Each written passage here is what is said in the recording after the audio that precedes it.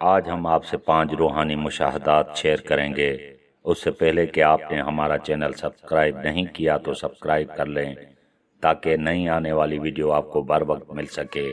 1، وہ گھر جس کے صحن سے درخت کاٹ دیا جائے وہ گھر کبھی آباد نہیں رہتا۔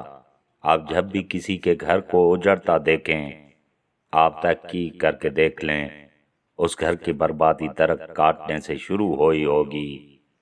چنانچہ آپ کے گھر میں اگر کوئی پرانا درخت ہے تو آپ اسے ہرگز نہ کاٹیں، آپ کا گھر ہمیشہ آباد رہے گا۔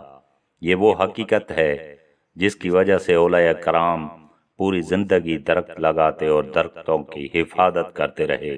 نمبر 2، جس گھر سے پرندوں، جانوروں اور چیونٹیوں کو رزق ملتا رہے اس گھر سے کبھی رزق ختم نہیں ہوتا۔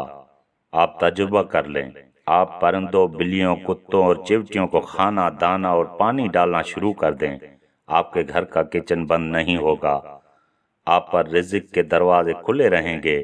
آپ کو انبیاء اور اولیاء کے مزارات پر کبوتر، کوے، مور، بلیاں اور چیونٹیاں کیوں ملتی ہیں؟ یہ دراصل مزارات پر لنگر کی ضمانت ہوتی ہیں۔ نمبر 3، اللہ تعالیٰ غریبوں میں کپڑے تقسیم کرنے والوں کو کبھی بھی بے عزت نہیں ہونے دیتا۔ آپ اگر چاہتے ہیں آپ کے مخالفین آپ کو بے عزت نہ کر سکیں تو آپ غربا میں کپڑے تقسیم کرنا شروع کر دیں۔ بالخصوص آپ غریب بچوں کو لباس اور چادریں لے کر دینا شروع کر دیں۔ آپ مرنے کے بعد تک باعزت رہیں گے۔ آپ کا بڑے سے بڑا مخالف بھی آپ کو بے عزت نہیں کر سکے گا۔ چنانچہ آپ لوگوں کی 70 پوشی کا بندوبست کریں، اللہ آپ کی برہنی ٹھام دے گا۔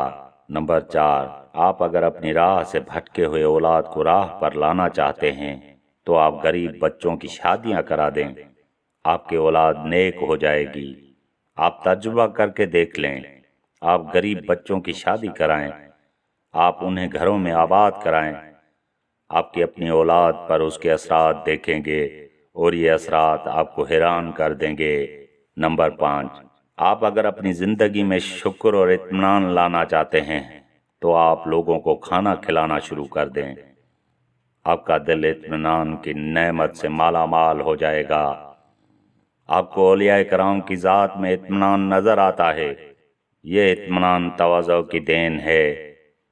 آپ بھی متواضع ہو جائیں، آپ کی زندگی سے لالچ کم ہو جائے گا اور آپ مطمئن ہو جائیں گے۔